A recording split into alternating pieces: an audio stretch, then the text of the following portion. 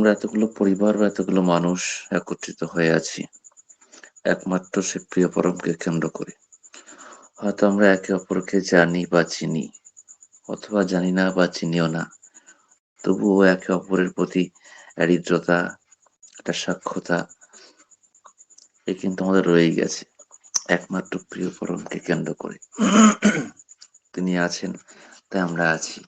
ওই শ্রদ্ধ অনন্ত মিস্ত্রিদার লেখা একটা গান আছে নিখিল ঘটকের সুরে, তোমার সুন্দর দেখিয়া সুন্দর হইব, কেমনে করিব সার।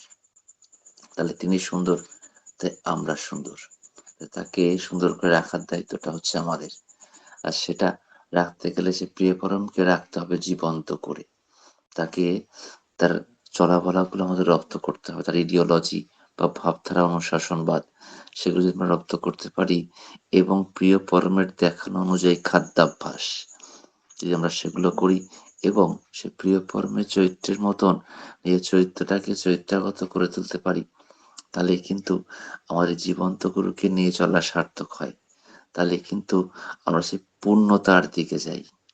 আমরা এই দীক্ষা নেওয়ার দিন ঋত্বিক দেবতা আমাদের বলিয়ে দিয়েছিল যে আজ থেকে প্রিয় পরমকে প্রতিষ্ঠা করাই আমার জীবনের প্রধান যজ্ঞ হোক। আর তারপর থেকে আমরা এই যজ্ঞে আহুতি দিয়ে চলছি। ঠিক হোক, ভুল হোক, মন্দ হোক, খারাপ হোক, যাই হোক, আমরা এগিয়ে চলছি। আর ভুল হলে, মন্দ হলে তাই বলবো যা কিনা সত্যানুসরণ গ্রন্থে আছে, হে প্রভু, আমার দোষ কোন ভালো মন্দ আমি কিছুই জানি না, তোমার ইচ্ছাই আমার মধ্যে পূর্ণতা পাক। তাহলে সেই পূর্ণতাটাই আসবে যখন সে প্রিয় পরমের সঙ্গে যুক্ত হয়ে তার দেখানো পথে আমরা এগিয়ে যাব, তার কর্মের মধ্য দিয়ে চলব। আসলে প্রিয় কর্মের কোনো কাজ নেই, তার বিশ্ব ব্রহ্মাণ্ডে তার, আমরা ভালো থাকবো, আমার পরিবার পরিজন ভালো থাকবে কি করে, তার কর্মের মধ্যে আমরা নিজেরা ডুবে থাকি। ওই দীক্ষা নেওয়ার পর থেকেও শুনতাম, অনেকেই বলতো ঠাকুরের সঙ্গে লেগে থাকা ভালো, তার কাজের মধ্যে যোগ দেওয়া ভালো। ওই সিসি দাদার লেখা একটা গান আছে, তোমার হয়ে নিত্য সাথী যেন আমি তোমার থাকি। তাহলে তোমার নিত্য সাথী হয়ে, প্রত্যেকটা দিনের সাথী হয়ে আমি তোমার হয়ে থাকবো। শ্রী ঠাকুর পার্লারে বসে আছেন, একটি দাদা ছুটতে ছুটতে এসছেন ঠাকুরের কাছে, হাঁপাচ্ছে। শ্রী ঠাকুরের কাছে কিছু বলতে যাবে, শ্রী ঠাকুর আগেই বলছেন, তোমার হাঁপানো মানায় না মনি, তুমি একটা সৎসঙ্গী না। সেই দাদাটি, সে হাঁপাতে হাঁপাতে ঠাকুর, ওই বাইরে স্বামী বিবেকানন্দের জন্মদিবস উপলক্ষে বেশ কিছু বই বিক্রি হচ্ছে, ধ্যানযোগ, রাজযোগ, জ্ঞানযোগ, কর্মযোগ, আধ্যাত্মিক যোগ। তা সবাই বলছিল ওই বইগুলো নাকি পড়লে ভালো মানুষ হওয়া যায়। তা আপনিই বলেন ঠাকুর, এই বইগুলো কি আমাদের জীবনে কিনে রপ্ত করার দরকার আছে? শ্রী ঠাকুর বলছেন, মনি তুমি আরেকবার কও দেখি, ওই কোন কোন বইগুলানের নাম কইলা? ওই দাঁড়াটি আবার বলছেন ঠাকুর, ওই স্বামী বিবেকানন্দের লেখা ধ্যান যোগ, রাজযোগ, জ্ঞান যোগ, আধ্যাত্মিক যোগ, কর্মযোগ, ইত্যাদি ইত্যাদি। শ্রী ঠাকুর শ্বেত শুভ্র বিছানায় শুয়েছিলেন, সে উঠে নিজের থায়ের ওপরে চড় মেরে বলছেন, শোনো মনি, পরম পিতার সাথে যোগ না রেখে সারা বিশ্বের যত যোগাভ্যাস আছে তত করো, এবং যত যোগের বই আছে তত পাঠ করলে ওই তোমার জীবনে যোগ তো হবেই না, হবে শুধু বিয়োগ, বিয়োগ, বিয়োগ। একমাত্র পরম পিতাই আসল যোগ, তার সাথে যোগাযোগ রাখলে বাকি সব যোগগুলো সুন্দর হয়ে ওঠে। কি সুন্দর প্রিয় পরম বলছেন যে একমাত্র প্রিয় পরমের সাথে যোগ ব্যতীত সারা বিশ্বে যত যোগাভ্যাস করো না কেন, আর যত যোগের বই আমরা পড়ি না কেন, কোন যোগটাই যোগ বলে পরিগণিত হবে না, সেটা শুধুই বিয়োগ আর বিয়োগ থাকবে। একমাত্র যোগ বলতে প্রিয় পরমের সাথে যোগ, লিভিং আইডিয়াল বা জীবন্ত গুরুর সাথে যোগ, জীবন্ত আচার্যের সাথে যোগ। 1958 সাল, শ্রী ঠাকুরের কাছে আমরা জানি সকলে 6 ঋত্বিক ছিল, 6 জ্যোতির্ঋত্বিক ছিল। 1958 সালে সেই 6 জ্যোতির্ঋত্বিকের এক জ্যোতির্ঋত্বিক শ্রদ্ধেয় শরৎচন্দ্র হালদার তার পাঞ্জা প্রাপ্ত হয়েছে। ঠাকুরও খুব খুশি, শ্রী ঠাকুরের কাছে পাঞ্জা প্রাপ্ত হয়েছে শ্রদ্ধেয় শরৎচন্দ্র হালদার, সেও খুশি। ঠাকুর বসে আছেন। শ্রদ্ধেয় সরদা এবং তার বাড়ির মা শ্রদ্ধা রাধারানী মা, তারা দুজনেই মিলে ঠাকুরকে প্রণাম করতে গেলেন। স্বামী স্ত্রী মিলে প্রণাম করা হয়ে গেল। ঠাকুর বলছেন, সরদা, আমার একটা আর্জি ছিল মনে। সরদা বলছেন, ঠাকুর বলেন। ঠাকুর বলছেন, কাল বাদে পরশু ত্রিপুরার আগরতলা যাওয়া লাগে। সেখানে প্রিয় পরমের কথা বক্তব্য আকারে পরিবেশিত করতে হবে। আমার ইচ্ছা আপনি যান। সরদা রাজি হয়ে গেলেন। ঠাকুরকে আবার প্রণাম করছেন। প্রণাম করে উঠে কয়েক পা পিছন ফিরে যেতেই ঠাকুর বলছেন, সরদা, আমার জন্য একটা জিনিস আনবার পারেন? সরদা বলছেন, ঠাকুর বলেন। শ্রী ঠাকুর বলছেন, আপনি আমার জন্য কয়েকটা বেতাং লয়ে আইতে পারবেন? বেতাং কথার অর্থ হচ্ছে বেতের অগ্রভাগ। তা শ্রী ঠাকুরের কথা শুনে সরদা বলছেন, আজ্ঞে ঠাকুর, আপনি যখন আছেন আর আপনি যখন ইচ্ছা প্রকাশ করেছেন, আমি অবশ্যই পারবো। শ্রী ঠাকুর খুশি হলেন। সদ্য সরদা, শ্রদ্ধা রাধারানী মা, তারা চলে গেলেন বাড়ির উদ্দেশ্যে। বেশ কিছুটা চলে যাওয়ার পর শ্রী ঠাকুরের পাশে আর এক পার্ষদ বসেছিলেন, শ্রদ্ধেয় দেবী প্রসাদ মুখোপাধ্যায় দা। শ্রী ঠাকুর দেবীদাকে জিজ্ঞেস করছেন, এই দেবী, তুই কত? আমি এত কিছু জিনিস থাকতে আমি ওই শরৎদারে বেতাংটা লইয়াইতে কেন কইলাম? তা দেবী প্রসাদ দা বলছেন, ঠাকুর, এটা আমি আর কি করে জানি, আপনি তো সব জানেন। শ্রী ঠাকুর পার্ষদদের জিজ্ঞাসা করছেন যে, আপনারা কন্ত, আমি শরৎ বেতাংটা লইয়াইতে কেন কইলাম? পার্ষদরা চুপ হয়ে আছেন, হাসছেন। শ্রী ঠাকুর বলছেন, আসলে বেতাংটা লইয়াইতে কওয়া এটা কোনো মহান জিনিস নয়, এইটা একটা তুক মাত্র।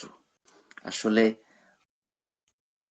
সদ্য সরদা যদি কাজে কর্মে মধ্যে মনে রাখে যে আমার ঠাকুর বেতাং আনতে কইছে, বা বক্তব্যটার থেকেও বেশি গুরুত্ব দেয় এই বেতাং আনাটা, ও কাজে কর্মের মধ্যে চিন্তা থাকে মনের মধ্যে ঝোঁকটা, তাহলে ও যতদিন বাইরে আছে ওর জীবনে কোনো কলঙ্ক, কোনো আপদ বিপদ, কর্মদোষ, কর্মফল কোনো কিছুকে স্পষ্ট করতে পারবে না। আসল কথা হইল ওর আমার প্রতি ঝোঁকটা। প্রিয় পরম কিন্তু বলেই দিলেন, তার প্রতি ঝোঁক বা টানটাই আমাদের কিন্তু তার আশীর্বাদ হয়ে ওঠে। আর যত ঝোঁক বা টান থাকে, তত আমাদের আপদ বিপদ ঝঞ্ঝা কোনো কিছুই কিন্তু আসে না। ঠিক এইরকম একটি কথা সদ্য সুশীল বসুদার কাছ থেকে আমরা পাই। সদ্য সুশীল বসুদা ঠাকুরকে জিজ্ঞাসা করছেন, ঠাকুর, সারা বিশ্বে আপনার এত অগণিত ভক্ত, অগণিত সৎসঙ্গী, সবাই যখন একসাথে আপনার আশীর্বাদ চায়, এত মানুষকে আপনি আশীর্বাদ প্রাপ্ত করেন কি করে? শ্রী ঠাকুর কোনো কথা বলছেন না। সদ্য সুশীল বসুদা আরো একবার জিজ্ঞাসা করলেন একই কথা, যে ঠাকুর, সারা বিশ্বে আপনার অগণিত এত সৎসঙ্গী আছে, সবাই যখন আপনাকে একই সময় ধরে ডাকে, আর সবাইকে আপনি একই সময় আপনার আশীর্বাদ প্রাপ্ত করেন কি করে? শ্রী ঠাকুর একটু রাগের ছলেই বলছেন, ও আমি কোনো কিছু করি না। সদ্য সুশীল বসুদাও ছাড়বার পাত্র নন। ঠাকুরকে জিজ্ঞাসা করছেন, ঠাকুর, আপনি না নাই করলেন, তাহলে কে করে? ঠাকুর পড়লেন ফ্যাসাদে। শ্রী ঠাকুর বলে উঠলেন, ও সব পরম পিতার কাজ, তিনিই করেন। সুশীল বসুদাও ছাড়ছেন না, বলছেন, ঠাকুর, প্রশ্নটা ছিল একসঙ্গে এতগুলা মানুষ যখন তারে ডাকে, তারে একসঙ্গে এতগুলা মানুষে তিনি আশীর্বাদ প্রাপ্ত করেন কি করে? শ্রী ঠাকুর বেশ একটু হাসি এলো মুখে। তিনি হাসতে হাসতে বলছেন, ওই ওই যে ঝোঁকটা, ওই যে তোমরা পরম পিতার প্রতি যে ঝোঁক, যে টান, যে নির্ভরতা, যে তো অকাট্য বিশ্বাস, এই টান আর ঝোঁকটাই যার যত বেশি আছে, আপদ বিপদ ঝড় ঝঞ্ঝা তুফান যখনই পড়ুক না কেন, সে কিন্তু ওই সময়টাতেই পরম পিতার আশীর্বাদ প্রাপ্ত হয়। ঠাকুর কিন্তু একাধারে বলেই দিল যে সারাদিন ওই সৎসঙ্গ বা বেলপাতা তুলসী পাতা দিয়ে পুজো করলে কিছু হয় না। সে প্রিয় পরমের প্রতি অকাট্য টান, অকাট্য ভালোবাসা, তার প্রতি নির্ভরতা, তার প্রতি বিশ্বাস এবং ঝোঁক বা টানটা আমাদের যার যত বেশি থাকবে, শ্রদ্ধেয় জগন্নাথ দা, আপনি যদি সম্ভবত হয় ভিডিওটা অফ করলে ভালো হয়, দৃষ্টিভ্রম হয়ে যায়। যাই হোক, তা আমরা তার প্রতি কিন্তু যত ঝোঁক থাকবে, যত টান থাকবে, ততই কিন্তু আমরা কিন্তু আশীর্বাদ প্রাপ্ত হব। আমাদের আপদ বিপদ ঝড় তুফান কিন্তু চলে যাবে। তাহলে প্রিয় পরমের আশীর্বাদ প্রাপ্ত হওয়ার কত সুন্দর টুক। আমরা কাজ কর্ম চালাচলন আড্ডা সুযোগ যাই করি না কেন, আমাদের টানটা বা ঝোঁকটা থাকবে সেই প্রিয় পরমের প্রতি, যে আমার ঠাকুর আছেন, তিনি জীবন্ত হয়ে আছেন, আর তাকে জীবন্ত রাখাটাই আমার সুন্দর কর্তব্য। একটা গান আছে না, একি আনন্দ পরমানন্দ পুরুষোত্তম লীলায় অভিনব, সেই গানটার ফোর্থ প্যারাগ্রাফে আছে, তুমি নির্ভর করো নির্ভয় হেব, অর্থাৎ নির্ভর করতে পারলে নির্ভয় হওয়া যায়। গত পরশুদিন শুরু হয়েছে পুরুষোত্তম লীলার সঙ্গিনী শ্রী বর্মার পবিত্র শ্রাবণ পরিক্রমা, ভাদ্র মাস। সেই লীলা সঙ্গিনী শ্রী বর্মার অপার লীলার কথা আমরা জানি, সেই বিশ্বাসের কথা কিছুক্ষণ আগে শ্রাবণ মাস, তা সেই অপালীলার কথা আমরা বেশ কিছু জানি। কিছুক্ষণ আগে বিশ্বাসের কথা বলছিলাম, যে প্রিয় পরমের প্রতি সেই বিশ্বাসের কথা। তা শ্রী ঠাকুর মাঝে মাঝে কলকাতায় আসতেন, মাঝে মাঝে কলকাতায় আসতেন, কলকাতায় ঘর ভাড়া নেওয়ার কথা হতো, তিনি থাকতেন আবার চলে যেতেন। তার ঠাকুর একবার ইচ্ছা প্রকাশ করেছেন কলকাতার সৎসঙ্গীদের কাছে, তিনি ইচ্ছা প্রকাশ করেছেন যে তিনি কলকাতায় আবার আসতে চাইছেন, আর যেন দোতলায় ঘর ভাড়া নেওয়া হয়। আপামর সৎসঙ্গীদের মধ্যে ছড়িয়ে গেল যে শ্রী ঠাকুর কলকাতায় আসবেন, প্রিয় পরমের ইচ্ছা যে দোতলায় যেন দুটো ঘর ভাড়া নেওয়া হয়। তেমন ভাবেই দোতলার দুটো ঘর ভাড়া নেওয়া হলো। শ্রী ঠাকুর শ্রী বড়মাকে সঙ্গে করে নিয়ে এলেন, কলকাতায় চলে এসছেন। অগণিত ভক্ত প্রত্যেকটা দিন ঠাকুরকে দেখতে যাচ্ছেন, দর্শন প্রণাম চলছে, নিবেদন আবেদন চলছে। একটা সপ্তাহ অতিক্রান্ত হয়ে গেল। ঠিক তারপরেই এমন একটা দিন, সকালবেলা থেকে সবাই জনসমাগম, সৎসঙ্গে আসছে, দর্শন প্রণাম চলছে, তাদের হৃদয়ের কথা, মনের কথা, প্রাণের কথা ঠাকুরের সাথে শেয়ার করে নিচ্ছেন। হঠাৎ করে শ্রী ঠাকুর অনুভূত করতে পারলেন যে ঘরটা কেমন যেন নড়ে উঠল। সৎসঙ্গীরা একটু চমকে গেল, দেখলো জল নড়ছে, সব চেয়ার টেবিল গুলো কেমন যেন নড়া নড়া লাগছে। চারদিক থেকে একটা কোলাহল চলে এলো যে ভূমিকম্প হচ্ছে, প্লাস্টার খসে খসে পড়ছে। শ্রী ঠাকুরও দেখলেন, ঠাকুর বললেন হয়তো ভূমিকম্প হয়েছে বাইরে, আমাদের সবার এই ঘরটা থেকে বেরিয়ে যাওয়া লাগে। সবাই ধীরে ধীরে এসে সিঁড়ি থেকে কত তাড়াতাড়ি পারে নিচে বেরিয়ে আসছে। শ্রী ঠাকুর ওপর থেকে নিচে এসে বাইরের উঠোনে এসে দাঁড়ালেন। শ্রী ঠাকুর দেখতে পাচ্ছেন ততক্ষণে শ্রী বড়মা এসে পৌঁছাননি। শ্রী ঠাকুর বড়মাকে উদ্দেশ্য করে বলছেন, বড় বউ তুমি কোথায় গা, তোমার তো নিচে নেমে আসা লাগে। পার্শ্বদরা বলছেন, বড়মা আপনি নিচে চলে আসুন, যে কোনো সময় বিপদ ঘটতে পারে। তখনও বড়মা এসে পৌঁছাননি। সবাই মায়েরা, দাদারা, বাচ্চারা সুন্দর সুন্দর করে সে সিঁড়ি থেকে নেমে নেমে বাইরে চলে আসছে। শ্রী ঠাকুরের মনে উৎকণ্ঠা আরো বাড়ছে। শ্রী ঠাকুর উৎকণ্ঠাতে আরো একবার বলে উঠল, বড় বউ তোমার তো নিচে নেমে আসা লাগে, তুমি কোথায় গা। পার্শ্বদরাও চিৎকার করতে লাগলেন। শেষমেশ শ্রী বড়মা সে দোতলার জানলা খুলে ঠাকুরের দিকে তাকিয়ে আছেন। সবাই আবার ডাকতে আছেন, বড়মা নেমে আসুন, নেমে আসুন, ওই পাড়ার কিন্তু এই বাড়ি ভেঙেছে, এই ভেঙেছে, যে কোনো সময় মাথার ছাদটা পড়তে পারে। শ্রী বড়মা জানলাটা খুলে ঠাকুরের দিকে তাকিয়ে আছেন। অনেকটা সময় অতিবাহিত হয়ে গেল। একটা প্রাকৃতিক দুর্যোগে, ভূমিকম্পে যে দুর্যোগটা কেটে গেল। শ্রী ঠাকুর বলছেন, পরম পিতারে মাথায় নিয়ে ধীরে ধীরে উপরে উঠলেই হয়। সেই যারা নিচে দাঁড়িয়ে ছিলেন সেখানে একটা ভাই ছিলেন, সদাদা বা সদা ভাই। সেই সদাদা সবাইকে পাশ কাটিয়ে দোতলায় উঠে বড়মাকে আগে গিয়ে জিজ্ঞাসা করলেন যে, বড়মা ঠাকুর আপনাকে এত করে ডাকলো, আমরা এত করে ডাকলাম, আপনি নিচে নামলেন না কেন? আর আপনার কি একটু ভয় করলো না? আর আপনার একটু মাথায় চিন্তা হয়নি যে মাথার ছাদটা যদি আপনার মাথায় ভেঙে পড়তো?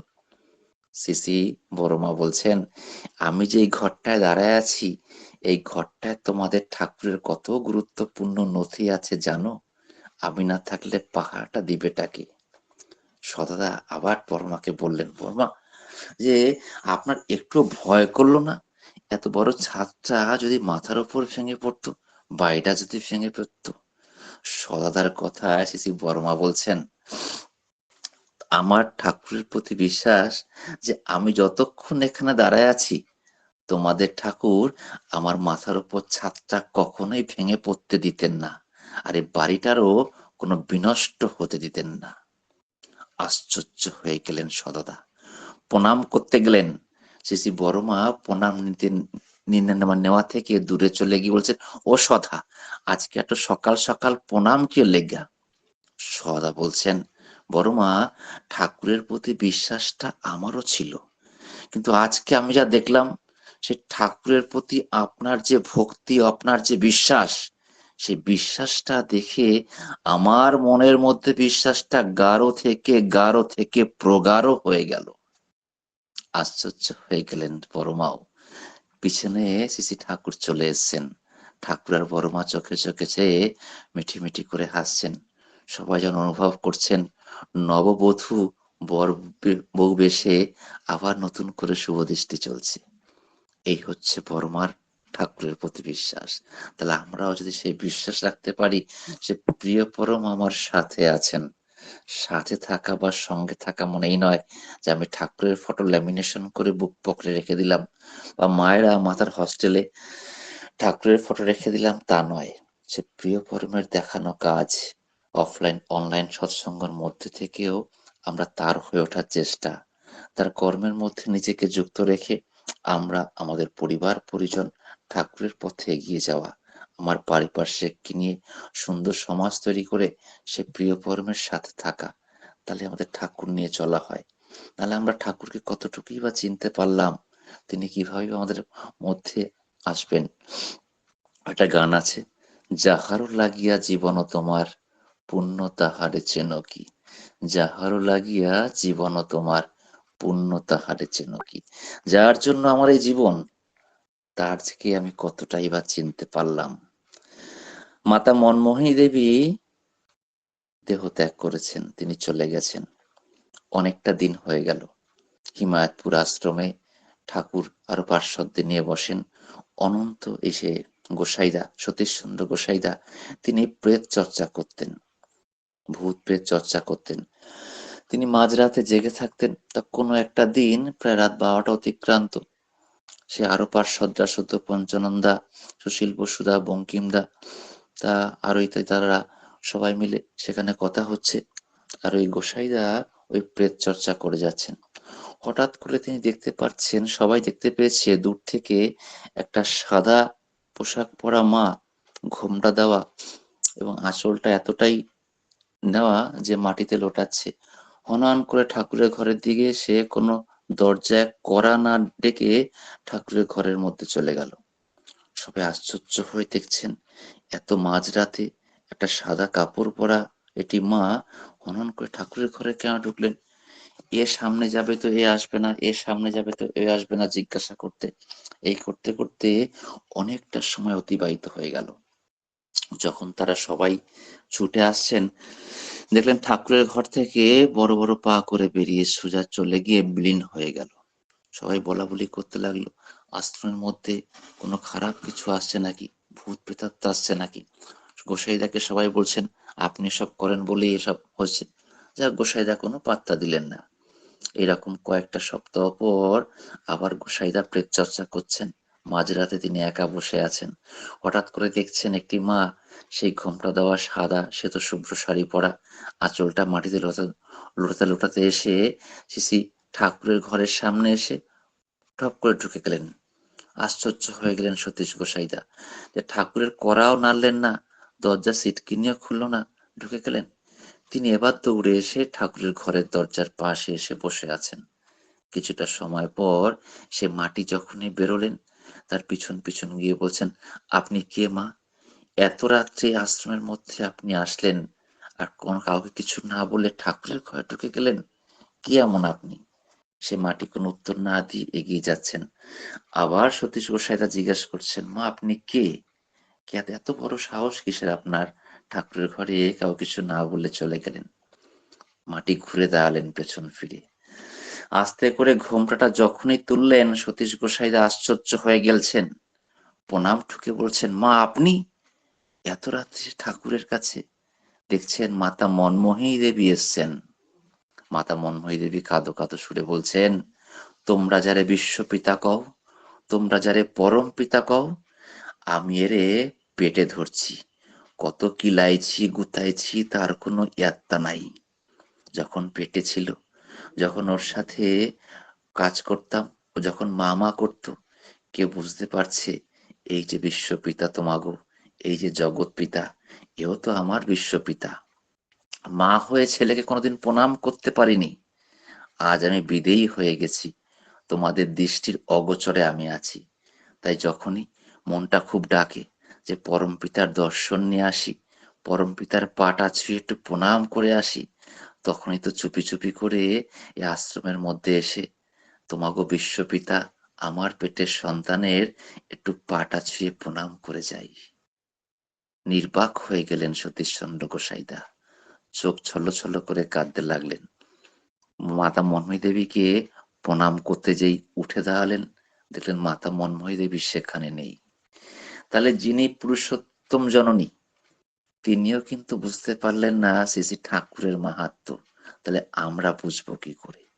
কিন্তু আমাদের বুঝবার জন্য তুক দিয়ে গেছেন ঠাকুর, যে তার কর্মের মধ্যে লেগে থাকা, তার পঞ্চনীতির সাথে যুক্ত হয়ে থাকা। শুধু আমরাই নয়, আমার পরিবার পরিজনের যে কচি কাঁচা নবজাতক আছে, তাদেরকেও ঠাকুরময় করে তোলা। তাই তো ঠাকুর বলেন, তুমি সমুদ্র হিমাচল দীক্ষাইতে পারো, তুমি জন্ম সস্তানি হতে পারো, তোমার স্থাবর অস্থাবর সমস্ত সম্পত্তি আমার পায়ের তলায় সমর্পণ করতে পারো, কিন্তু তোমার পরিবার পরিজনের মধ্যে তোমরা যদি আমারে চারায় না দিতে পারলা, তোমরা আখেরে আমারই ফাঁকি দিলা। তাই শুধু আমরাই সৎসঙ্গে যাব, আমরাই ভান্ডারায় প্রসাদ গ্রহণ করব তা নয়, আমরা আমার বাড়ির কচি কাঁচা নবজাতকদেরও ঠাকুর মঠ করে তুলবো, তাদেরকেও।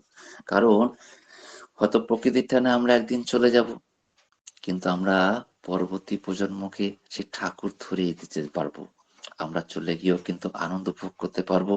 আমরা সন্তানদের কিছু দিতে পারি আর না পারি, ঠাকুরের কিন্তু আমরা চারিয়ে দিয়ে গেছি, সেই কিন্তু ঠাকুরময় করে তুলবে। তাই আমাদের উচিত শুধু আমরাই নয়, আমার পরিবারটাকে ঠাকুরময় করে তোলা। সৎসঙ্গের গল্প ঘরে গিয়েও করা। আজকে আর সময় নেই, 2 মিনিট আছে। এই ঠাকুর শরৎদাকেও বলেছিল, সারাদিন যা হয়, শরৎদার স্ত্রীকে, রাধারানী মাকে, সারাদিন যা হয় জুতো খোলা থেকে প্রসাদ নেওয়া পর্যন্ত সব গল্প শরৎদারে করতে। তার সেখানে আমরাও সেই, আমরা ইষ্ট কথা যে শুনবো, বাণী পাঠে একটা ছোট্ট লাইন, সঞ্চালকের কথা, বা সেই সৎসঙ্গে সমস্ত ঘটনা, আমরা সেটা বাড়িতে এসে আলোচনা করব। হয়তো সে আলোচনা করতে করতেই সে অন্যান্য মানুষগুলোর মধ্যেও আসে সেই ঠাকুরময়ের ভাবটা কিন্তু জাগ্রত হবে, তারাও কিন্তু জানতে চাইবে। এছাড়াও সে প্রিয় পরমের কথা বলতে বলতে আমারও কিন্তু সেই পঞ্চনীতির প্রথম নীতি যজনের কাজটাই কিন্তু সুসম্পন্ন করে কিন্তু হয়। তাই আমরা ঠাকুরময় হয়ে তুলব। সেই ওই একটি গান আছে, তোমাকে যখন মনে পড়ে ধরা মনে হয় জনহীন, শুধু তুমি আর আমি, বাকি সব তোমাতে বিলীন। তাহলে তোমাকে যখন মনে পড়ে সারা বিশ্বটা মনে হয় জনহীন, আর কাউকে লাগে না, তিনিই তো আছে, শুধু তুমি আর আমি, বাকি সব তোমাতে বিলীন। সে হেমচন্দ্রের লেখা গান। একমাত্র তুমি আর আমি, আমার আর তোমার মাঝখানে আর কেউ যেন না থাকে। সে হেমকবির ভাষায়, কেহ নাই কিছু নাই তুমি আর আমি, তুমি প্রভু আমি দাস, এ রাধা স্বামী। বেদ নাই বেদান্ত নাই তুমি আর আমি, তুমি প্রভু আমি দাস, এ রাধা স্বামী। একদম 5টা বাজে। সৎসঙ্গীর কাছে সময়টা খুব গুরুত্বপূর্ণ। তাই আসুন, আমি আপনি সকলেই সেই প্রিয় পরমের হয়ে উঠি। আমি আর আমার ঠাকুরের মাঝখানে যেন কেউ না থাকে, একমাত্র আমি, আমার ঠাকুর। আর শুধু আমরাই নয়, আমার পরবর্তী প্রজন্মকে নিয়েও আমরা ঠাকুরময় করে তুলি, যেন ভবিষ্যতে দীপ্ত কণ্ঠে বলতে পারি, এক আদেশে চলে যারা, তাদের নিয়ে সমাজ গড়া। এই সমাজে আমি আপনি কেউ না শুনতে পারলাম, পরবর্তী প্রজন্ম যারা কচিকাঁচা নবজাতক আছে তারা হয়তো একদিন শুনবে সারা বিশ্বময় একই ধ্বনিতে মুখরিত হচ্ছে, বন্দে পুরুষোত্তমম, বন্দে পুরুষোত্তমম, বন্দে পুরুষোত্তমম। সবাই খুব ভালো থাকুন। আর যারা ওখানে আসা আমার প্রতি আমা, তাকে আমার জয়গুরু জানাই। এখানে শর্মিষ্ঠা মাও আছেন, আরো সব দাদারা মায়েরা আছেন। সেই প্রিয় ফরমের সবাই মানুষ, দেখলেও খুব ভালো লাগে। প্রত্যেকের ইষ্টচ্ছল জীবন প্রার্থনা করি। জয় গুরু, বন্দে পুরুষোত্তম।